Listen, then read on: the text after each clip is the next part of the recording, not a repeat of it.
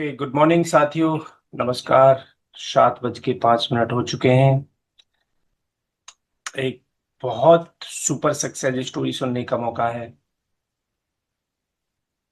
जो लोग कहते हैं मेरे पास टाइम नहीं है, जो लोग कहते हैं अरे मैं तो जॉब करता हूँ, मुझे क्या ज़रूरत है, जो लोग कहते हैं कि सर कैसे मैं इतने दूर नेटवर्क क्रिएट कर पाऊंगा, जो लोग कहते हैं कि हमें ज़रूरत नहीं है, जो लोग कहते हैं कि इतनी महंगी मशीन कैसे ले पाएंगे और कैसे दे पाएंगे, जो लोग कहते हैं कि मैं तो कर्ज से दबा हुआ हूँ, मेरे पास तो पैसा नहीं है मशीन खरीदने के लिए, उन सब के आज आपको मैसेज मिलने वाले हैं, उन सब के आज आपको आंसर लेने वाले हैं, उन सब के आपको आपकी मीन्स नेक्स्ट लेवल की आपकी सोच बढ़ जाएगी कि आज यदि ये कर सकते हैं तो मैं क्यों नहीं कर सकता हूँ। Thank you sir, thank you. सबसे पहले तो बहुत बहुत धन्यवाद ऊपर वाले का कि ये अपॉर्चुनिटी मेरे समझ में आई, और उसके बाद में सुभाष जी का बहुत बहुत धन्यवाद कि मेरी चमड़ी के जूते बना के भी उनको पहनाऊं तो मैं उनका ऋण नहीं उतार पाऊंगा कि उन्होंने ये अपॉर्चुनिटी मुझे दी। क्योंकि जिस टाइम में ये अपॉर्चुनिटी मेरे सामने आई थी उस टाइम मेरे कंडीशन नहीं थे इसमें शुरुआत करने के।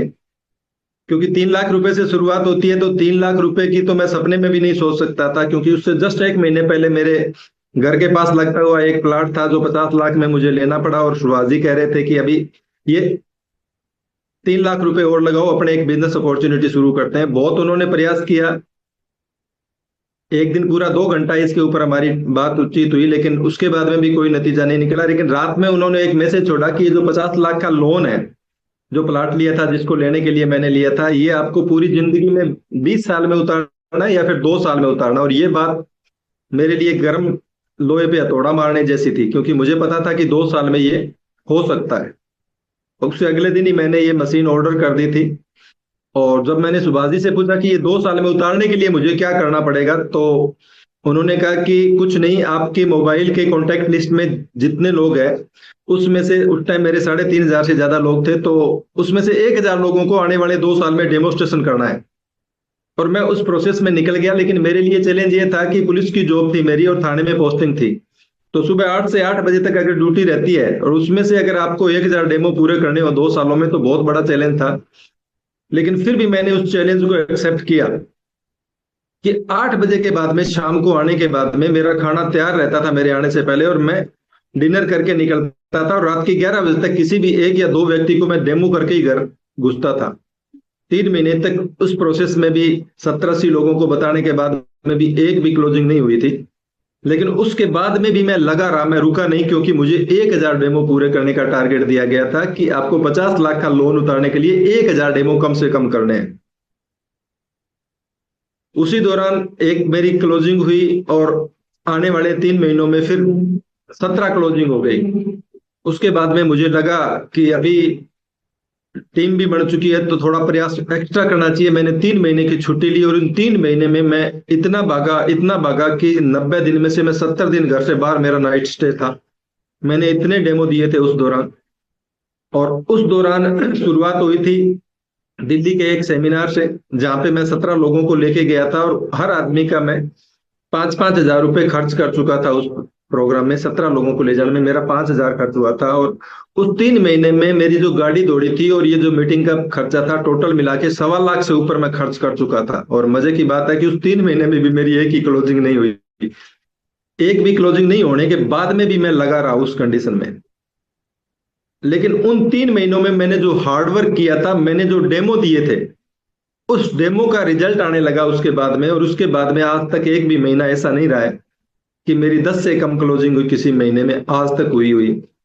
कि मेरी पहली क्लोजिंग के लिए 3 महीने लगे थे, मेरे शिक्षे में 14 महीने लगे थे। लेकिन उसके 2 साल के बाद का सिनेरियो देखें कि एक महीने में भी मेरी टीम में 4 नए शिक्षे आए थे। आज मैं 9 शिक्षे और शिक्षे 2 मेरे समेत मेरी टीम में हो चुके हैं। तो ये चीज है कि उस प्रोसेस से मैं गुजरा। उस टाइम, जिस टाइम अपनी जिंदगी में एक परिस्थितियां आती है कि हम कई बार उस जगह समझौता कर जाते हैं जब हमें संघर्ष करना होता है, और मैंने उस टाइम समझौता नहीं किया, संघर्ष ही किया। और इस संघर्ष का ही रिजल्ट है कि आज मैं आपके सामने बोल पा रहा हूं। आज 500 से प्लस की मेरी टीम हो चुकी है। कि जहां पे लोग छोड़ जाते हैं, मैंने छोड़ा नहीं, मैंने उस कंडीशन में अपने आप को टिकाए रखा। एक ही काम किया मैंने। आज अपने, अगर जिस विषय पे बात कर रहे हैं, जो टॉपिक अपने छुएंगे आज, मैंने क्योंकि इस करने के बाद में मैंने सीखने पे बहुत ज्यादा ध्यान दिया। मैंने जूम मीटिंग में हर दम में रहता था। मैंने एक भी इवेंट दिल्ली और आगरा का मेरी ज्वाइन होने के बाद में आज तक मिस नहीं किया। और ये मेरा प्लस पॉइंट रहा। अगर मेरे बिजनेस के बढ़ने के पीछे अगर कोई दो कारण मैं बताऊं, तो ये दो कारण है कि मैंने कभी जूम मीटिंग नहीं छोड़ी, और कोई भी बड़ा इवेंट जो दिल्ली या आगरा में हुआ तो वो मैंने मिस नहीं किया। मैं अपनी मैक्सिमम लोगों की टीम के साथ वहां बैठा, अकेला नहीं बैठा। आज तक एक भी प्रोग्राम ऐसा नहीं रहा कि बढ़ते हुए क्रम में मेरी टीम के लोग ना बैठे हों। पहला मेरा प्रोग्राम था जिसमें मैं 17 लोगों को लेके बैठा था, और आखिरी प्रोग्राम मेरा था जो आगरा में था अभी ताज होटल में, वहां पे मेरे 100 से प्लस लोग बैठे थे। तो यही मेरा कारण रहा। आज मैंने एक अमर चौधरी जी का वीडियो सुना था सर, तो उसमें एक चीज उन्होंने बताई थी कि नाचना कहाँ है। ये आपको पता होना चाहिए कि आज सबको नाचना आता है, अच्छा या बुरा। लेकिन कि मैं अगर कंपैरिजन में देखूं कि आज ऋतिक रोशन को या फिर टाइगर श्रॉफ को मेरे साथ कंपीट किया जाए, तो कौन बढ़िया नाचता है जी? टाइगर श्रॉफ बढ़िया नाचता है। लेकिन पैसा अगर उसको मिले नाचने का, तो निश्चित तौर पे टाइगर श्रॉफ को ज्यादा मिलेगा। लेकिन टाइगर श्रॉफ झुग्गी झोपड़ी में नाचे 2 घंटे, अपना 100% दे और बहुत बढ़िया डांस करे, हजारों लोगों की भीड़ हो, 10-20 पैसे 50 पैसे करके उसके पास 100 रुपए भी इकट्ठे नहीं एक लोग करके देंगे। और वही अगर मैं बहुत बुरा नाचना आता है, और मैं अगर मुकेश अंबानी की बेटे की शादी में नाचूं और मैं बहुत बुरा नाचूं, मुकेश अंबानी मेरे मुंह पे 1.5 लाख रुपए मारे कि आज के बाद में आप मत जाना, इतने गंदा नाचते हो, तो फर्क किस चीज का पड़ा? कि आप नाच कहाँ रहे हो। और लोग, मैं देखता हूं सर कि लोगों के पास एनर्जिक जैसा प्लेटफॉर्म होने के बाद में भी वो इधर उधर नाचते रहते हैं। आज अगर इस लेवल पे मैं हूं कि मैं 29 साल से पुलिस की जॉब कर रहा हूं, और उस 29 साल की जॉब करने के बाद में भी जो मेरी, मैं मानता हूं कि जितना मुझे आना चाहिए था उतना वहां से नहीं आ रहा है। क्योंकि वहां पे 10वीं पास को भी उतना ही मिल रहा है और एमए को भी उतना ही मिल रहा है। वहां पे अगर कोई पीएचडी होल्डर है तो भी उसको उतना ही मिलेगा। लेकिन यहाँ पे एक प्लेटफॉर्म है कि आप अपनी काबिलियत के अनुसार निकाल सकते हो। आज अगर अपने देखते हैं कि काबिलियत बहुत है लोगों में, काबिलियत बहुत है, लेकिन 10 से 15 हजार में घूम रहे हैं वो लोग। क्यों? क्योंकि वो गलत प्लेटफॉर्म पर नाच रहे हैं। अगर प्लेटफॉर्म सही मिल जाए, सिलेंडर जोड़ तो ये भी वही था, लेकिन आज ये प्लेटफॉर्म मुझे सही मिला, मैं सही जगह नाचने लगा, तो उसका रिजल्ट भी आने लगा। तो सबसे पहली चीज है मोरल ऑफ द स्टोरी कि नाचना कहाँ है। अगर एनर्जिक जैसा प्लेटफॉर्म आपके पास आ चुका है, तो 100% यहां नाच के देखिए 2 साल, आपको जो मिलेगा आज तक आपने और आपकी जिंदगी में पिछली 7 पीढ़ियों में भी किसी ने वो अचीव नहीं किया होगा, उससे ज्यादा आपको मिलेगा। आज अगर अपने देखें कि इस दुनिया में कोई भी आदमी अगर पैसा कमा रहा है और बड़ा पैसा कमा रहा है, तो उसके पीछे 2 फैक्टर काम करते हैं, जिसको बोला जाता है टाइम एंड सर्किल, समय और दायरा।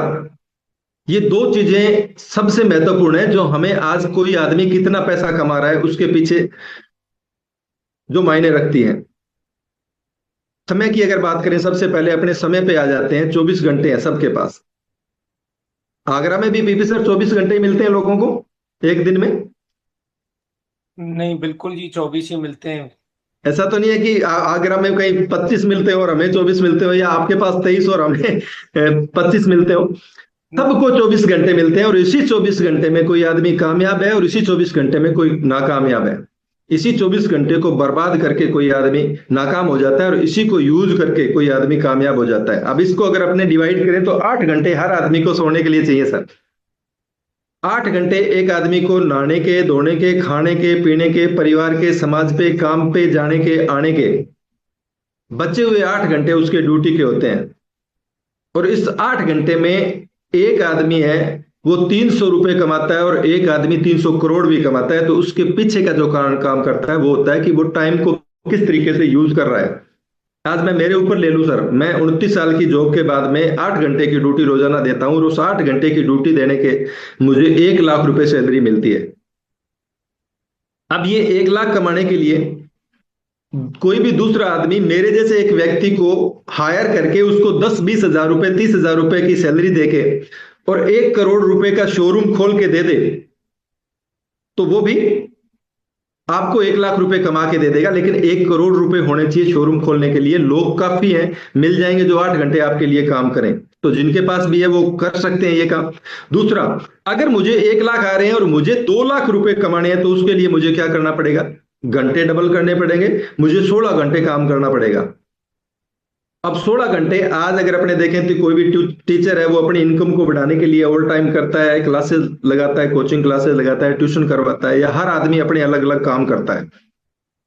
अब 16 घंटे लगातार पूरी जिंदगी कोई भी आदमी काम नहीं कर सकता, क्योंकि ये शरीर है, मशीन नहीं है, ये थकता है। लेकिन अगर आपको दूसरे ऑप्शन में 2 लाख रुपए कमाने हैं, तो आपके पास विकल्प है कि आप एक नया आदमी और ढूंढिए, उसको 1 करोड़ का शोरूम दूसरा खुलवा के दीजिए, और वो आपको दोनों शोरूम मिलके 2 करोड़ रुपए की इन्वेस्टमेंट में 2 लाख रुपए महीने के कमा के दे सकते हैं। लेकिन फर्क इस चीज से पड़ता है कि अगर आपको 4 लाख रुपए कमाने हैं, मुझे अगर 4 लाख रुपए कमाने हैं, तो 4 लाख कमाने के लिए मुझे 32 घंटे काम करना पड़ेगा, और मेरे पास 24 घंटे ही है, और 24 घंटे भी मैं नहीं कर सकता। तो एक लिमिटेशन आ गई वहां पे, एक लिमिट है जो आपको बांधती है, क्योंकि आप एक जिंदा शरीर है जो लगातार लंबे टाइम तक काम नहीं कर सकते। तो 32 घंटे तो है ही नहीं, कैसे कमाऊंगा 4 लाख रुपए? लेकिन फील्ड में, मार्केट में अगर आप जाएं, 4 लाख रुपए कमाने के लिए आपको 4 1 1 करोड़ के शोरूम खोलने पड़ेंगे, और 4 लोगों को हायर करना पड़ेगा, उनको बिठाना पड़ेगा, उनके 8 घंटे खरीद के आप 4 करोड़ रुपए लगा के 4 लाख रुपए महीने के कमा सकते हैं। अब देखने वाली बात है कि इस जूम मीटिंग में 574 लोग बैठे हैं, अभी कितने लोगों के पास ये 4 करोड़ रुपए हैं 4 लाख रुपए कमाने के लिए? अगर नहीं है, तो फिर आपके लिए जो दूसरा विकल्प मैं बताने जा रहा हूं वो देखना। टाटा, बाटा, बिरला, बांगर, रिलायंस, सिंगानिया, ये लोग इसलिए ज्यादा पैसा नहीं कमाते हैं कि ये 24 घंटे में हमारे से ज्यादा काम करते हैं। ये लोग इसलिए पैसा कमाते हैं कि लाखों लोग इनके लिए करोड़ों घंटे काम करवाते हैं ये। तो क्या अपने उनकी तरह शोरूम खोल सकते हैं, फैक्ट्रियां लगा सकते हैं? क्या हम उनकी तरह पेट्रोल पंप लगा सकते हैं, टावर लगा सकते हैं हर शहर में? नहीं लगा सकते, अपने पास पैसा नहीं है। लेकिन अपने पास जो दूसरा विकल्प है कि हम मशीन लगा सकते हैं। आज अगर मैं देखूं तो सुभाष जी की टीम में 1500 लोग हैं, सुभाष जी की टीम में 1500 लोग हैं, पीपी सिंह जी की टीम में 3000 से भी ज्यादा लोग हो चुके हैं, दीपक सर की टीम में 10,000 के करीब लोग पहुंच चुके हैं। अब दीपक सर को अगर 20 लाख की महीने की इनकम आती है, तो उसके पीछे का जो फैक्टर काम करता है कि 10,000 लोगों में 10% लोग भी, अगर 1,000 लोग भी अगर एक एक घंटा भी काम करें, तो 24 घंटे में 1,000 से ज्यादा घंटे काम हो रहा है उनके लिए। और ये विकल्प मार्केट में अपने पास नहीं है कि वहां से अपने इतने लोगों से करवा पड़े, क्योंकि फैक्ट्री लगानी पड़ेगी और वहां पे हजारों लोगों को अपने सैलरी देनी पड़ेगी, जो अपने पास देने के लिए नहीं है, पैसे फैक्ट्री लगाने के लिए नहीं। लेकिन यहाँ पे ये विकल्प बन सकता है कि आज मैं 500 लोगों पे पहुंच चुका हूं, तो 500 लोगों की मेरी टीम हो चुकी है, तो 10% काम करें तो 50 लोग यहाँ पे भी काम कर रहे हैं। तो वही चीज है कि कोई भी आदमी अगर इस सिस्टम को शुरू करता है, कैंगन में आता है और वो अपनी एफर्ट लगाता है, पार्ट टाइम में भी लगाता है, तो ये आने वाले टाइम में आपका टाइम मल्टीप्लाई होगा। 24 घंटे में लिए आपके लिए ज्यादा काम होना शुरू हो जाएगा, तो इनकम भी ज्यादा आएगी। दूसरा फैक्टर सर अगर अपने बात करें तो दायरा, सर्किल, दायरे से इनकम आती है किसान को, दायरे से इनकम आती है एक डॉक्टर को, दायरे से इनकम आती है एक दुकानदार को, दायरे से इनकम आती है एक वकील को, दायरे से इनकम आती है एक राजनेता को। जिसका जितना बड़ा दायरा उतनी बड़ी इनकम। किसी के पास अगर 5 बीघे जमीन है तो इनकम 5 बीघे में से आएगी, 50 बीघे है तो 50 बीघे में से आएगी, और 500 बीघे जमीन है तो 500 बीघे में से आएगी। अब मान के चले कि मेरा गांव है सालीवाड़ा, और वो 6,000 लोगों की आबादी का गांव है, और उस गांव में मैं अपनी एक परचून की दुकान खोलूं या कपड़े का दुकान खोलूं, तो दायरा रहेगा कि उस गांव के सराउंडिंग 3 किलोमीटर धाड़ियों से ज्यादा लोग उस दुकान में से सामान खरीदने के लिए आएंगे, तो इनकम भी 3 किलोमीटर में से आएगी। दूसरा अगर देखें, कोई भी, मैं हनुमानगढ़ में रह रहा हूं या सुभाजी संगरिया में रह रहे हैं, तो वो 10 किलोमीटर दूर मेरे गांव से संगरिया है और 27 किलोमीटर दूर हनुमानगढ़ है। तो संगरिया और हनुमानगढ़ वाला मेरे गांव सालीवाला में जाके कोई भी परचून का सामान खरीद के नहीं आएगा। लेकिन वही दुकान मैं संग्रिया या हनुमानगढ़ में खोल लेता हूं तो ये दायरा मेरा 25 किलोमीटर बढ़ जाता है, किसी का भी बढ़ जाता है। कि सालीवाला वाला या उसके दूर 25 किलोमीटर दूर से भी लोग हनुमानगढ़ और संग्रिया में सामान खरीदने के लिए आते हैं। अब वो उसी गांव वाला, मेरे गांव का सालीवाला के व्यक्ति संग्रिया और हनुमानगढ़ में सामान खरीदता है, तो ये दायरा 25 किलोमीटर बढ़ गया, तो गांव वाली दुकान से ये इनकम ज्यादा हो गई, क्योंकि दायरा बढ़ गया। और वही दो दायरा अगर कोई भी व्यक्ति बड़ा मल्टीनेशनल कंपनी का शोरूम खोल ले, कोई भी फैक्ट्री आउटलेट खोल ले, बड़ी कंपनी का, बड़े ब्रांड का, चाहे वो नाइकी का हो, चाहे वो रिबोक का हो, एडिडास का हो, या हनुमानगढ़ में कोई भी आदमी कोई बड़ा शोरूम खोल लेता है, चाहे वो टाटा का हो, चाहे वो टोयोटा का हो, हुंडई का हो, होंडा का हो, मारुति का हो, तो 100 किलोमीटर के दायरे में से भी लोग कार खरीदने के लिए आ जाएंगे वहां पे। आज हम बठिंडा जाते हैं कपड़े और जूते खरीदने हो, तो बहुत से लोग हैं मोस्टली जो 100 किलोमीटर दूर भी वहां पे फैक्ट्री आउटलेट में सामान खरीदने के लिए जाते हैं, क्योंकि वहां पे वेराइटियां ज्यादा मिल जाती है। तो कार खरीदने के लिए भी 100 किलोमीटर दायरे से आ जाएगा, लेकिन हमारा कोई दिल्ली वाला, हमारा कोई आगरा वाला, हमारा कोई जयपुर वाला रिश्तेदार हनुमानगढ़ से कार खरीद के लिए नहीं लेके जाएगा, वो वहीं से ही खरीदेगा। तो उस दायरे को बढ़ाने के लिए हमें दिल्ली, आगरा और जयपुर में अलग से शोरूम खोलना पड़ेगा। कितने लोगों के पास वो पैसे हैं? नहीं है। लेकिन यहाँ पे मैं बात करता हूं हनुमानगढ़ की, कि सुभाष जी मंडा ने संग्रिया के पास एक छोटा सा गांव है रतनपुरा से, वहां से शुरू किया, और वहां पे कुछ लोगों को उन्होंने शुरू करवाया। एक स्टेशन उन्होंने अपना हिसार में खोला। अब हिसार वाली टीम की बात करें मेनपाल जी की और सुभाष जी की, तो मेनपाल जी और सुभाष जी ने आज जो नेटवर्क उनका पहुंच चुका है, वो पहुंच चुका है कि वो दिल्ली में भी पहुंच चुके हैं, वो चंडीगढ़ में भी पहुंच चुके हैं, वो बठिंडा में भी पहुंच चुके हैं, वो जयपुर में भी पहुंच चुके हैं, वो कनाडा में भी पहुंच चुके हैं, उनकी टीम विदेशों में, ऑस्ट्रेलिया में जा चुकी है, उनकी टीम बेल्जियम में जा चुकी है। तो ये दायरा बढ़ गया उनका।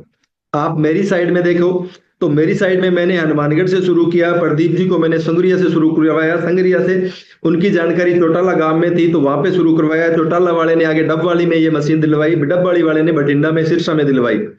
इसी तरीके से प्रदीप जी ने एक व्यक्ति को शुरू किया, वो शुरू किया अबोर से, अबोर वाला ने जलालाबाद में कराया, जलालाबाद वाला फाजिलका में गया, और फाजिलका वाला आगे फिरोजपुर में चला गया। इसी तरीके से एक व्यक्ति को ज्वाइन कराया प्रदीप जी ने, राकेश जी बगड़िया। राकेश जी बगड़िया पीड़ीबंगा के पास गांव के रहने वाले हैं, जाखड़ावाड़ी के।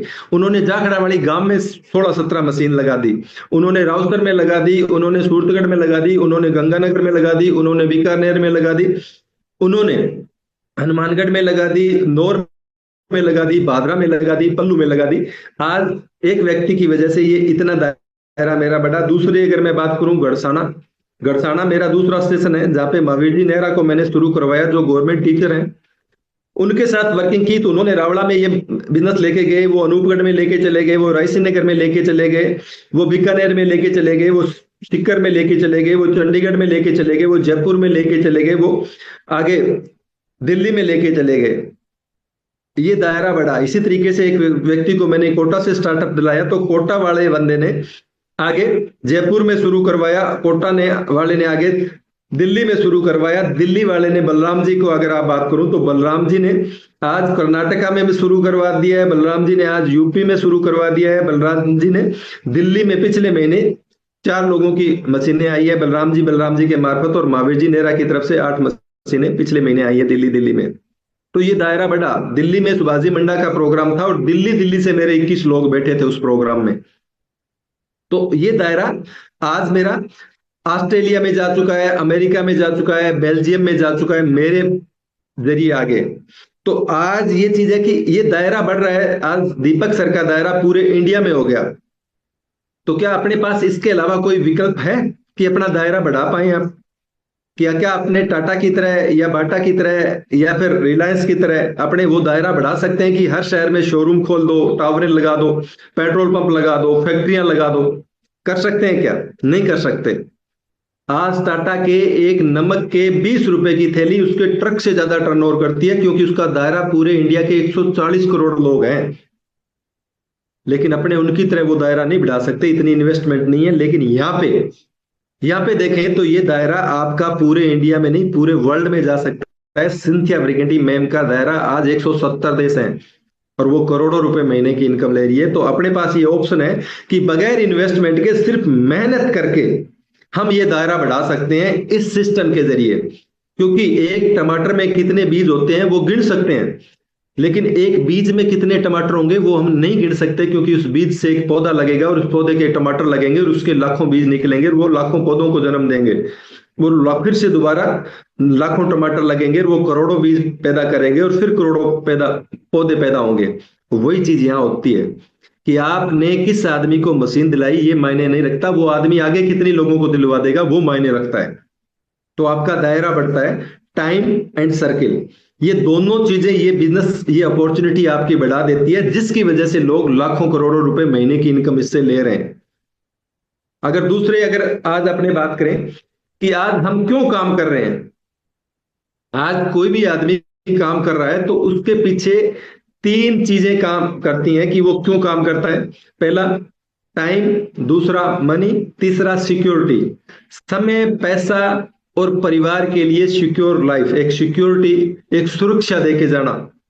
हर आदमी इन तीन चीजों के लिए काम करता है। आज हम जिस भागदौड़ में, चूहा दौड़ में भाग रहे हैं, वहां तो टाइम भी नहीं है हमारे पास और पैसा भी नहीं है और सिक्योरिटी का लेना देना भी नहीं है। कि आज हर आदमी चाहता है कि मैं आज बेबी सर, मेरा अगर देखूं तो सबसे बड़ा दर्द जो पुलिस वाले का होता है कि हम होली और दीपावली भी परिवार के साथ नहीं बिता सकते, टाइम नहीं होता हमारे पास। और आप भी ये चीज भुगत के आए हैं, आपने भी अपनी जिंदगी में ये चीज देखी है क्योंकि आप फौज में रह चुके हैं। तो हर आदमी चाहता है कि मैं शादी में, मेरे परिवार में भतीजी की शादी हो तो वो 15 दिन में मेरे परिवार के साथ बिताऊं। लेकिन एक हर जगह एक बाउंडेशन है कि कोई भी आदमी जो भी काम करता है तो वो इतना पैसा नहीं कमा पाता कि वो वहां पे टाइम दे पाए। और पैसे की अगर बात करें तो पैसे में भी हमें हर जगह समझौता वाली जिंदगी जीनी पड़ रही है कि हर जगह प्राइस टैग देखना पड़ रहा है। कि आज अब जिस जिंदगी को हम जी रहे हैं, जिस माहौल में हमने सोशल मीडिया के आज इस दौर में हम जी रहे हैं, तो इस सोशल मीडिया के दौर में हर आदमी चाहता है कि वो इंजॉय करे अपनी लाइफ को, हर मोमेंट को इंजॉय करे, वो बर्थडे इंजॉय करे, वो मैरिज एनिवर्सरी इंजॉय करे, हर छोटी छोटी चीज को इंजॉय करे। लोग इंजॉय नहीं कर रहे हैं, सिर्फ दिखावा कर रहे हैं सर, कि वो जी नहीं पा रहे हैं उन पलों को। हाँ, सोशल मीडिया पे वो अच्छे दिख रहे हैं, वो फोटो डालते हैं सोशल मीडिया पे बर्थडे की, वो मैरिज एनिवर्सरी की, लेकिन वो उस मोमेंट को जी नहीं रहे हैं, झेल रहे हैं, अंदर से घुट घुट के जी रहे हैं। क्यों? क्योंकि आज के इस सोशल मीडिया के दौर में फोटो सब चढ़ाते हैं, हंसते हुए चढ़ाते हैं, फोटो सबकी हंसते हुए लगती है, लेकिन अंदर के हालात क्या है कि अगर अपनी मैरिज एनिवर्सरी आई, अपने बच्चों का बर्थडे आए, तो अपने बच्चों को एक दिन के लिए बाहर घुमाने के लिए लेके जाते हैं, पूरे परिवार के साथ जाते हैं। और एक अच्छे होटल पे अगर अपने पूरे परिवार को घुमाने के लिए लेके जाएं, तो उस टाइम क्या होता है कि अच्छे होटल में अपने परिवार के 8-10 लोगों को, अपने दोस्त मित्रों को लेके जाते हैं, तो वहां पे जो एक सुविधा रहती है, तो वहां पे एक चीज आती है, अपने सामने रखी जाती है, जिसको बोला जाता है मेनू कार्ड। अब मेनू कार्ड सबके हाथ में होता है। मान लीजिए मेनू कार्ड अपनी पत्नी के हाथ में है और वो उसके ऊपर दो चीजें लिखी है कि उसके लेफ्ट वाले कॉलम में तो उसके प्रोडक्ट के नाम लिखे हुए हैं कि क्या क्या चीजें यहाँ पे उपलब्ध है, और राइट वाले कॉलम में उसके रेट लिखे होते हैं। और पीपी सर, मजे की बात यह है कि पिछले 29 साल की जॉब होने के बाद में भी पत्नी की नजर है वो प्रोडक्ट के नाम पे रहती है और पति की नजर है वो प्रोडक्ट के रेट पे रहती है। मान लीजिए पत्नी ने या बच्चों ने एक नई चीज देखी उस मेनू कार्ड में जहां पे लिखा हुआ था काजू करी, और वो काजू करी वो कहती है कि आज ये खाएंगे, आज एनिवर्सरी है और काजू करी खाएंगे। सामने नजर जाती है पति की और सामने रेट लिखा हुआ था 835 रुपए प्लेट, और उसको पता है कि 10 लोग आए हैं, 3 प्लेट लगानी पड़ेंगी, तो 2,500 रुपए तो काजू करी में ही खत्म हो गए, जो उसकी पॉकेट है जो अलाउ नहीं कर रही है। ये जिंदगी हमें जीनी पड़ रही है कि हर जगह प्राइस टैग। क्यों करना है इसको? क्योंकि आपकी जिंदगी में कहां भी परिवार के लोगों को लेके जाएं तो मेनू कार्ड में रेट नहीं, नाम देखना पड़े और प्राइस टैग ना देखना पड़े। और सिक्योरिटी, आज ऐसा क्या करके जा रहे हैं हम कि परिवार को, आज पीपी सर क्या था कि आज से 50 साल पहले अगर अपने देखें, कोई बच्चा अगर 5 साल का हो जाता था तो उसको गारंटी कार्ड था कि वो 70 साल जी जाएगा, 5 साल तक निकाल देना चाहिए, क्योंकि उससे पहले वो कोई भी बीमारी से अगर चला जाता तो जा सकता था, लेकिन उसके बाद में उसकी एक गारंटी कार्ड हो जाता था कि 70 साल तो कम से कम जिएगा। लेकिन आज वो गारंटी कार्ड खत्म हो चुका है, उसकी एक्सपायर हो गया वो गारंटी कार्ड हर आदमी का। क्यों? 9 साल के बच्चे को अटैक आ रहा है, 15 साल वाले को कैंसर आ रहा है, 20 साल वाले की किडनी फेल हो रही है, 25 साल वाले का लीवर खराब हो रहा है। ऐसी कंडीशन में क्या अपने परिवार को सिक्योर, सुरक्षा देके जा सकते हैं? तो वो तीनों चीजों पे बात करेंगे। इसमें भी अगर अपने देखें टाइम मनी सिक्योरिटी में, आज पूरा अगर अपना समाज है तो वो 3 कैटेगरियों में बटा है। एक किसान है, दूसरा नौकरी पैसा है, और तीसरा व्यापारी है, और चौथे में अपने कैंगन को ले लेते हैं। ये 4 कैटेगरी है। किसान है, किसान के पास अगर अपने टाइम की बात करें तो टाइम खूब है उसके पास। 3 महीने साल में काम करना होता है और 9 महीने बिल्कुल खाली है। इतना खाली है कि 4 लोग गांव में ताश खेलने के लिए बैठे हैं और उसके पीछे 25 लोग बैठे रहते हैं पूरे दिन। हर गांव की कहानी है ये। किसी भी गांव के चौगान पे आप निकल जाओ तो वहां पे इस गर्मी भरे पीपल दिन में भी पीपल के नीचे 4 लोग बैठे हैं और उसके पीछे 25 लोग बैठे हैं। और वो 4 लोग जो आगे बैठे हैं दिन में पूरे दिन पेशाब करने के लिए भी खड़े नहीं होते। पता है कि खड़ा हो गया तो दूसरा बैठ जाएगा और दोबारा नंबर नहीं आएगा, कंपटीटर बहुत है। और ये हकीकत है, इतने वेले है वो किसान कि आज नहीं कहने वाली बात बोल रहा हूं कि अगर किसी गांव में किसी के मर्ग हो जाए ना तो उनका 12 दिन का टाइम पास हो गया वो वहां पे। वो मिलेगा हर घर में आपको कि जी जाना ही होता है। क्या बाना है कि जी जाना ही होता है, ये आज दुख में भी किसी के साथ नहीं आएंगे। तो इतना कितना बेला है कि भैया महीने के महीने तो दुख में ही काम आ रहा है, परिवार के भी काम आ जा थोड़ा बहुत। इतना खाली है सर कि अगर आपको बोला जाए किसान को कि चल जयपुर चलते हैं, और जयपुर चलते हैं तो वो बगैर पूछे भी क्यों चलना है 3 पैंट शर्ट डाल के ले आएगा बैग में और आपकी आगे वाली सीट पे आके बैठ जाएगा। ये नहीं पूछेगा कि क्यों जा रहे हैं। और वो 1 महीने घुमा के ले जाओ, उसका पैसा नहीं लगना चाहिए। वो आपके साथ है, वो ये नहीं कहेगा कि कब चलना है वापस। इतना खाली है। लेकिन अगर उसके एक परिवार का, उसके बच्चे भी कह दें कि मुझे बीकानेर का किला देखना है, तो वो दिखाने के लिए ना तो उसके पास टाइम है और ना पैसा है। 200 रुपए टिकट है सर, और 200 रुपए आने जाने के किराया है। लेकिन फिर भी मेरे एरिया के 99%, बड़ा आंकड़ा बताता हूं सर, 99% लोगों के बच्चों ने बीकानेर का किला नहीं देखा, जयपुर का हवा महल नहीं देखा, आगरा का ताजमहल नहीं देखा, और लाल किला दिल्ली का नहीं देखा। 99% लोगों को नहीं घुमा पाते, पैसा नहीं है। और सिक्योरिटी का तो कोई लेना देना ही नहीं है सर किसान के पास। मेरे परदादा जी के पास 300 बीघा जमीन थी, दादाजी 100 पे आए, पिताजी 20 पे आए, और हम 4 भाई हैं तो मैं 5 पे हूँ।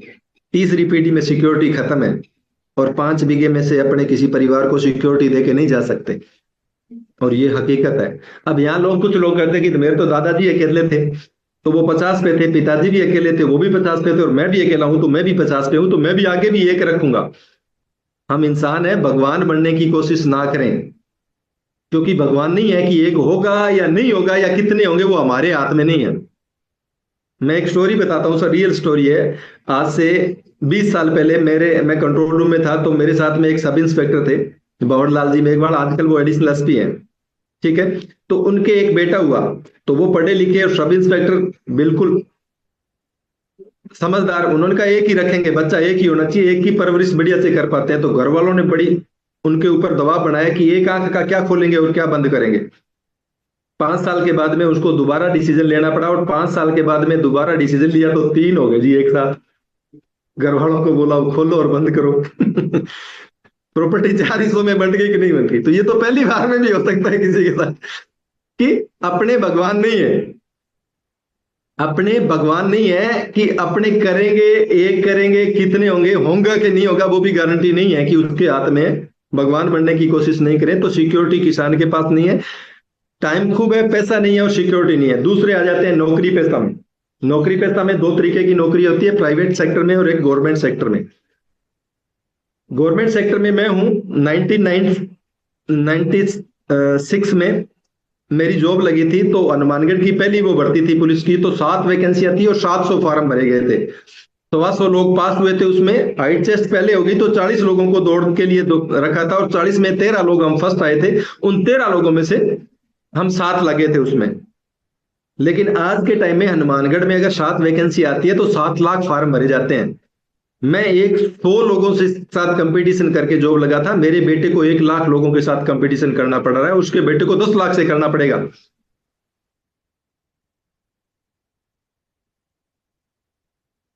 हर आदमी को, दुनिया की कोई भी सरकार देखें तो यही कंडीशन प्राइवेट सेक्टर में है सर। वहां पे वो बेस्ट को चुनते हैं, अल्फा को ही चुनते हैं, पैसे दे रहे हैं तो वो सबसे बेस्ट को चुनेंगे, उससे भी ज्यादा कंपटीशन है।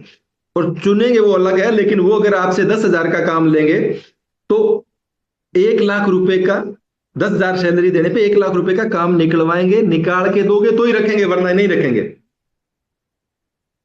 अब बात करें टाइम की, तो चाहे प्राइवेट सेक्टर में हो और चाहे गवर्नमेंट सेक्टर में हो, जॉब वाले को ना तो टाइम है, ना उसके पास पैसा है, और ना ही सिक्योरिटी है। कि टाइम मरने के लिए भी नहीं है और पैसा जहर खाने के लिए भी नहीं है, और सिक्योरिटी का कोई लेना देना भी नहीं है। अब बात कर लेते हैं प्राइवेट और गवर्नमेंट सेक्टर की सिक्योरिटी की। मैं 29 साल की जॉब कर चुका हूं आज पुलिस में। आज अगर मैं रिटायर्ड होता हूं, 29 साल करके भी अगर कोई रिटायर्ड होता है तो वो जो 1 लाख रुपए कमा रहा है वो सीधा 30,000 रुपए पे आ जाता है। तो क्या 60 साल के बाद में खर्चे कम हो जाते हैं सर घर के? तो सिक्योरिटी कहां गई? 2004 के बाद में तो वो भी नहीं है, कि पेंशन भी नहीं है जो 2004 के बाद में लगा है। तो किस चीज की सिक्योरिटी है सर? कि 60 साल आप एक जॉब में काम कर, 60 साल की उम्र की तक आप काम करते हो और उसके बाद में एकदम आप बेरोजगार होता है, आपका परिवार वापस फिर से वही कंडीशन पे आ जाता है। और रही बात, भगवान ना करे कोई आदमी 20 साल जॉब करके और इस दुनिया से चला जाए, तो 2004 वाले के बाद तो उसके परिवार की सिक्योरिटी के लिए कुछ भी नहीं है। क्या सिक्योरिटी देके जाएगा वो? दूसरी चीज अगर देखें, मान लो परिवार में अपने एक माँ बाप होते हैं, एक पत्नी होती है, 2 बच्चे होते हैं, बहन या भाई होता है, तो 6-7 लोगों का परिवार होता है। और सरकार एक आदमी को सिक्योरिटी दे सकती है, पूरे परिवार को सिक्योरिटी नहीं दे सकती। वो पति की जगह पत्नी को जॉब दे भी दे, और उस पत्नी की उस व्यक्ति के साथ जिसकी जॉब लगी हुई थी और इस दुनिया से चले गए, उसकी माँ और बाप से नहीं बनेंगे, तो माँ और बाप की सिक्योरिटी खत्म हो गई। जिसने बेटे को इस दुनिया में लाया था इसलिए कि वो मेरे बुढ़ापे का सहारा बनेगा, उनकी सिक्योरिटी खत्म हो गई सर। कि आज के टाइम तो लोग जिंदा रहते हुए सास ससुर को साथ नहीं रखते बहुएं, तो मरने के बाद में कौन सिक्योरिटी देगा? बेटे को दे दे। और बेटे की अगर अपनी बहू की अपनी सास के साथ ना बने तो वो दादा दादी की और उसकी पत्नी की भी, उसकी माँ बाप की और पत्नी की भी सिक्योरिटी खत्म होगी। एक आदमी को सिक्योरिटी देके जा सकती है, पूरे परिवार को सिक्योरिटी नहीं दी जा सकती। प्राइवेट सेक्टर की बात करता हूं सर मैं, बहुत बड़े लेवल पे अगर अपने देखें तो एक व्यक्ति था, बेंगलोर की ये सच्ची घटना है। बेंगलोर में वो सॉफ्टवेयर इंजीनियर था, और सॉफ्टवेयर इंजीनियर होने के बाद में एक सॉफ्टवेयर इंजीनियर था वो, और सॉफ्टवेयर इंजीनियर होने के बाद में उसका 80 लाख का पैकेज था। उसकी पत्नी है वो दिल्ली में, उसकी पत्नी दिल्ली में 50 लाख की जॉब करती थी, वो भी सॉफ्टवेयर इंजीनियर थी। 4 साल जॉब किया उन्होंने अलग अलग, और उन्होंने कहा कि यार डूबने के लिए 6 फुट पानी काफी है, उससे ऊपर 15 फुट हो चाहे 50 फुट हो कोई फर्क नहीं पड़ता। 1.5 लाख कमाने के बाद में भी, 1.5 करोड़ कमाने के बाद में भी हम अलग अलग रह रहे हैं, पूरी जिंदगी रहना पड़ेगा। तो ऐसा कर, पत्नी को बोला तू छोड़ दे, अपने 80 लाख में भी बढ़िया सरवाइव कर लेंगे। 4 साल जॉब करने के बाद में उसका पैकेज 1 करोड़ का हो गया, और 1 करोड़ का पैकेज होता है तो उसके खर्चे भी 1 करोड़ के हिसाब से होते हैं। उन्होंने 1 करोड़ के हिसाब से अपना घर खरीदा, सैलरी के हिसाब से। और घर 5-7 करोड़ का अगर खरीदेगा तो ईएमआई पे खरीदेगा, वैसे तो खरीद नहीं सकता, है ना। उसने खरीदा बेंगलोर में घर, उसने 80 लाख रुपए की गाड़ी भी खरीदी, वो भी ईएमआई पे थी। 1 करोड़ का पैकेज होने के बाद में 2023 में उसको पैरालिसिस अटैक आया। कंपनी ने पूरा जोर लगा दिया उस पर कि बेंगलोर के सबसे बड़े अस्पताल में भर्ती कराया उसको। कंपनी के बड़े बड़े लोग जो थे वो उनसे मिलने आ रहे थे कि कैसे भी हो ठीक करना है इनको, 1 करोड़ के पैकेज वाला हमारा बंदा है। लेकिन कितने दिन, 1 महीने तक वो लोग आए। कंपनी 1 महीने तक फॉलो किया उसको। 1 महीने के बाद में उसको हॉस्पिटल से छुट्टी दिलवा के घर पे छोड़ दिया और बोला कि अब अपनी जिंदगी के आप खुद जिम्मेवार हो, हमने बढ़िया प्रयास किया। 40 लाख में दूसरा आदमी रख लिया उन्होंने। तो जिसकी करोड़ों की लाइबिलिटी हो, 1 करोड़ पैकेज वाला आदमी एकदम से रोड पे आ गया। वो पत्नी जॉब भी नहीं कर पा रही थी, अपने बीमार पति को छोड़ के वो कैसे वो सेवा करे कि जॉब करे? कौन भरेगा ईएमआई उसकी? ऐसी कंडीशनें आई हैं सर। अभी अप्रैल 2026 की बात करें, 1 अप्रैल 2026 को दुनिया की 7वीं सबसे बड़ी कंपनी 1 अप्रैल 2026 को 30,000 लोगों के घरों में, उस टाइम जिस टाइम वो नहा धो के और टाई लगा रहे थे ड्यूटी पे जाने के लिए मेल भेजती है कि आपका 31 मार्च है, वो आखिरी दिन था आपकी नौकरी का इस कंपनी में, आप उसकी हम सैलरी दे चुके हैं, आज आपको आने की जरूरत नहीं है। जिसमें 14,000 लोग इंडियन थे और वो लोग थे जो 1.5 लाख से 2 लाख रुपए की महीने की इनकम लेने वाले थे। तो कहां सिक्योरिटी है प्राइवेट सेक्टर में, बताइए? कि कभी भी आपको किक मारा जा सकता है। कोरोना में 80% लोगों की नौकरियां छीन ली गई थी, और ये हकीकत है। तो किस चीज की सिक्योरिटी, क्या देके जा रहे हैं हम परिवार को पीछे? तीसरा, अगर अपने व्यापारी वर्ग को देखें तो सर, व्यापारी वर्ग के पास पैसा बहुत है सर। पैसा इतना है कि 10 लाख रुपए किसी ने लगा रखे हैं तो वो 10 लाख रुपए के हिसाब से कमा रहा है। 10 करोड़ किसने लगा रखे हैं तो वो 10 करोड़ के हिसाब से कमा रहा है। 10 लाख वाले को तो फिर भी टाइम मिल सकता है सर, लेकिन 10 करोड़ के वाले के पास टाइम नहीं है बिल्कुल भी। अगर किसी के 10 करोड़ का काम है और उसका टर्नओवर घूम रहा है, तो 3 फोन चलते हैं पूरे दिन, इधर वाला काटेगा तो इधर वाला आ जाएगा, और इधर वाला काटेगा तो सामने वाला आ जाएगा। पूरे दिन बिजी लाइफ, सुबह 7 बजे घर से निकलता है, रात को 11 बजे तक वो घर नहीं घुसता। वो अपने बच्चों को लेटते हुए ऐसे लंबे बढ़ते देखता है कि पिछले साल चारपाई में या बेड पे इतना लंबा था और अभी इतना हो गया।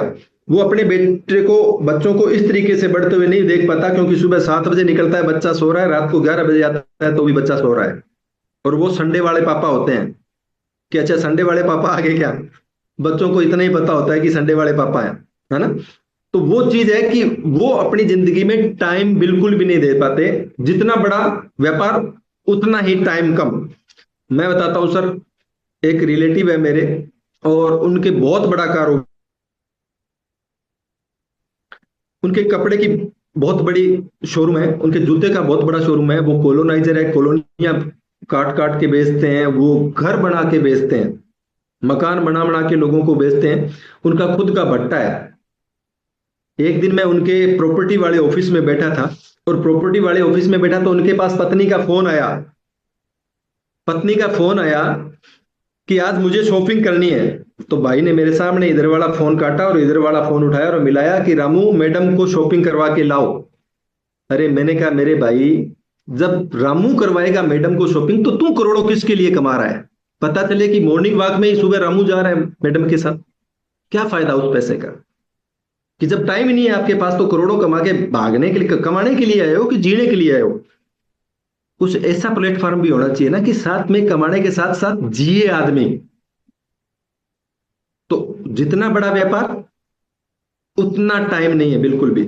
और अगर सिक्योरिटी की बात करें तो सिक्योरिटी तो वहां पे भी नहीं है सर, व्यापार में भी। मैं आपको 2 एग्जांपल देता हूं।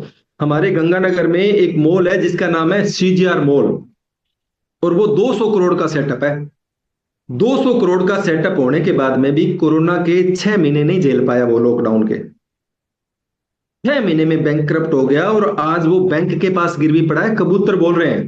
सोचो कोई जिंदगी में, अपनी जिंदगी में 200 करोड़ तक भी पहुंच के एक व्यापार पे लगा देता है, और अपने सारे अंडे एक ही टोकरी में रख दे, तो उसके पीछे से वो अगर बिजनेस खत्म हो जाए तो क्या रहेगा उसके पास, बताओ? 200 करोड़ का सेटअप बिल्कुल जीरो है आज, और वो भी पिछले 4 साल से बैंक के पास गिरवी पड़ा है, कबूतर बोल रहे हैं वहां पे।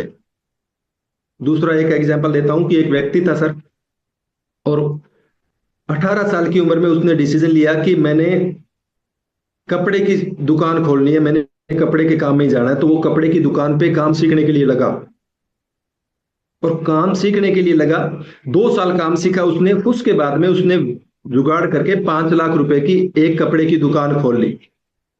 बहुत बढ़िया तरीके से उसने रन किया। 28 साल की उम्र में आते आते उसने शादी की, और 30 साल की उम्र तक आते आते उसका एक बेटा हो गया। 40 साल की उम्र तक उसने उस 5 लाख वाली दुकान को 1 करोड़ के शोरूम में तब्दील कर दिया। मेहनत बहुत की उसने। उसकी पत्नी रानी की तरह जिंदगी जी रही थी, जो चीज मांगती थी उससे पहले उसको मिलती थी, वो मांगने की जरूरत नहीं पड़ती थी। उसके बच्चे सबसे बढ़िया और सबसे महंगे इंटरनेशनल स्कूल में पढ़ते थे।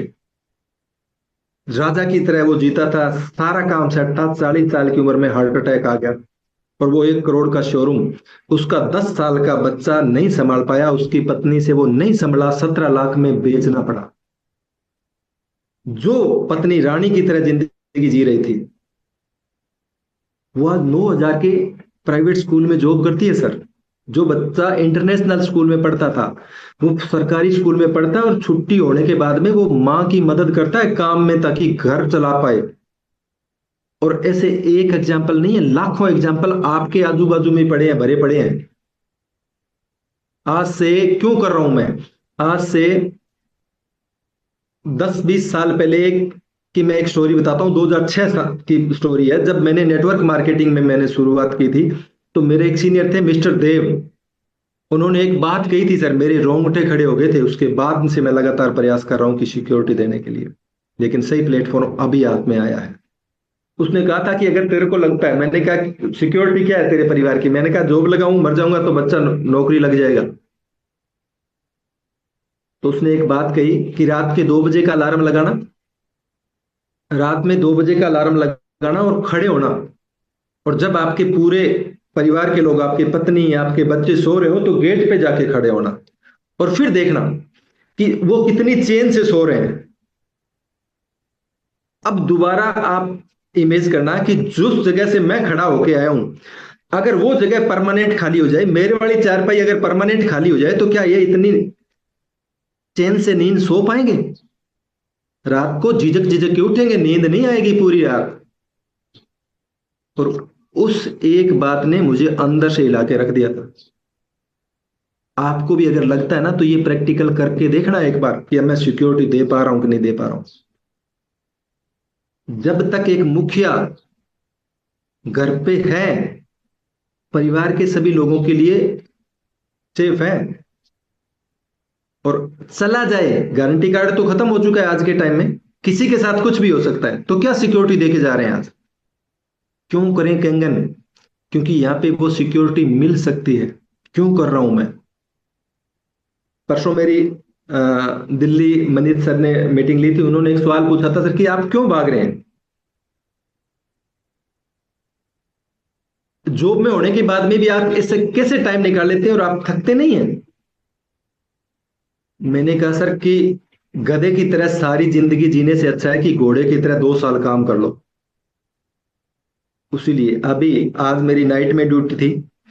नाइट में ड्यूटी होने के बाद में भी मैं 8 से 8 ड्यूटी करता हूँ, 9:30 बजे मैं घर से निकल जाता हूँ। और कई बार तो ऐसा होता है सर कि मैं दूसरे दिन शाम को सीधा ड्यूटी पे ही पहुंचता हूँ। आज मैं ये स्ट्रगल कर रहा हूँ, क्यों? क्योंकि मुझे सिक्योरिटी देनी है अपने परिवार को। वो सिक्योरिटी जो सुभाष जी मंडा ने दी है, जो पीपी सर ने दी है, जो दीपक सर ने दी है। आज मैं लाइव एग्जाम्पल जो मैंने देखा है वो बताता हूँ सर।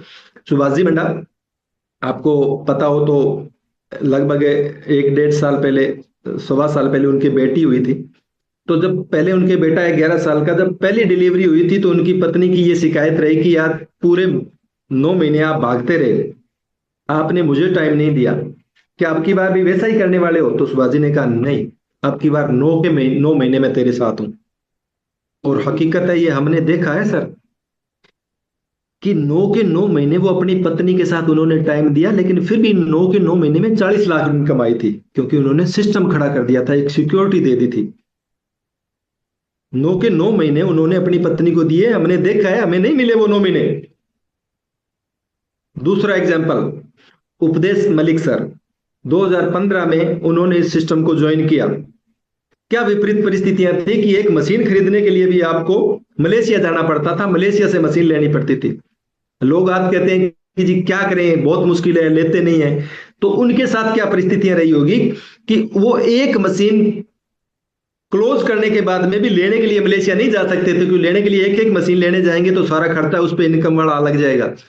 पहले महीने एक मशीन के पैसे किसी से कलेक्ट किए जाते थे, वो बोलता था मशीन कब आएगी, तो बोला जाता था कि 4 महीने के बाद में आएगी। दूसरे महीने दूसरी क्लोजिंग कहते थे 3 महीने बाद में आएगी, तीसरे महीने तीसरी क्लोजिंग 2 महीने, और चौथे महीने 4 क्लोजिंग करके 4 लोगों की पेमेंट लेके मलेशिया जाते थे और मशीन लाके देते थे 4 महीने के बाद में। लोगों ने बोला उस टाइम उनको कि भैया ये गरीब देश है, यहाँ पे ये मशीनें नहीं बिकेगी, 3-3 लाख के सामान नहीं बिकेगी। उन्होंने के 50 साल दिए मैंने इस जिंदगी के, और मैंने देखा है कि जो मेरे साथ पढ़ते थे, जिनके पैरों में चप्पल नहीं हुआ करती थी, उनके बेटे आज 20-20 हजार रुपए के जूते पहन के घूमते हैं। तो ये परिवर्तन आया है। 2000 में जिन लोगों के घर में लैंडलाइन नहीं था वो आज 1 लाख रुपए का मोबाइल लेके घूम रहे हैं। 2000 में जिन लोगों के घर में साइकिल तक नहीं हुआ करती थी वो 20 लाख की गाड़ी लेके घूम रहे हैं, चाहे वो ईएमआई पे है लेकिन भर पा रहे हैं वो ईएमआई, इतना कमा रहे हैं लोग। 2000 में जिन लोगों के कच्चे घर थे वो आज पक्के घरों में और कोठियों में बैठे हैं। आज नहीं बिकेगी, लेकिन एक टाइम आएगा जब हर घर में ये लगेगी, क्योंकि ये परिवर्तन आया तो ये भी आएगा, लेकिन तैयारी आज करेगा वो जीतेगा। 2016 में इंडिया में लॉन्च हो गई कंपनी, उनको मलेशिया जाने छुट्टी मिली। उसके बाद में देखें तो 2021 तक आते आते उन्होंने हजारों लोगों का नेटवर्क बना लिया। लेकिन किस्मत को कुछ और मंदिर था, एक्सीडेंटली वो इस दुनिया से चले गए। लेकिन हजारों जिंदा लोग छोड़ के गए थे अपने परिवार के लिए, वो नहीं गए थे इस दुनिया से, वो लगे रहे। उस टाइम 15 लाख रुपए मैंने सुना था कि वो डेस्क थ्री थे और 15 लाख रुपए महीने की इनकम थी उनकी। आज वो हजारों लोग लाखों लोगों में कन्वर्ट हो चुके हैं और आज उनके परिवार को एक महीने में 1 करोड़ के करीब इनकम आती है। सही कह रहा हूं पीपी सर? 100%। उनकी बूढ़ी माँ 80 साल की है, लेकिन सुदेश सर बोलते हैं कि मेरी माँ ने पिछले 5 साल में 3.5 लाख से कम का कभी हैंडबैग नहीं खरीदा, अभी वो 7 लाख का हैंडबैग है उनके पास, पर्स है। इस तरीके की सिक्योरिटी अपने परिवार को देके जा सकते हैं कि एक बूढ़ी माँ अगर कुछ हो भी जाए तो वो बाद में उसको झेलना ना पड़े। ये सिक्योरिटी यहाँ पे मिल सकती है सर, इसके लिए लगे हुए हैं। इतना ही था सर मेरा, कि आज अगर टाइम मनी और सिक्योरिटी कोई प्लेटफॉर्म दे सकता है तो कैंगन से बढ़िया इस दुनिया में कोई प्लेटफॉर्म नहीं हो सकता। Thank you very much. थोड़ा सा मैं ऐड करना चाहूंगा। शैलेंद्र जी का बैकग्राउंड आरसीएम से रहा है। और आरसीएम में कितने साल लगाए थे आपने शैलेंद्र जी? आसिया में मैंने 7 साल काम किया था सर। 7 इयर्स आरसीएम में काम किया था और वहां से बहुत कुछ सीखा है इन्होंने। और इसके बाद यहाँ पे आए तो शुरुआत तो कई बार रहता है संघर्ष का, लेकिन अब बहुत स्पीड में काम कर रहे हैं। और इनकी टीम में भी बहुत सारे ऐसे लोग हैं जो पार्ट टाइम में बहुत अच्छा कर रहे हैं। प्रदीप जी बुड़ानिया भी इनके साथ के ही काम करने वाले हैं पुलिस में। और पार्ट टाइम में बहुत स्पीड में काम हो रहा है, ये सबसे बड़ी बात है। तो पार्ट टाइम और फुल टाइम एक बहाना मिल जाता है हम लोगों को कि हमारे पास तो समय नहीं है। लेकिन शैलेंद्र जी और उनकी टीम ये आपको दिखा रही है कि भैया पार्ट टाइम में भी किया जा सकता है, करना है तो करने वाले कर जाएंगे। Thank you. अब आप लोगों का कुछ क्वेश्चन आंसर हो शैलेंद्र जी से तो आप कर सकते हैं। जी बिल्कुल बिल्कुल। मैं आपको ना शैलेंद्र जी की स्टोरी और ट्रेनिंग के माध्यम से एक चीज आभास कराना चाहता हूँ।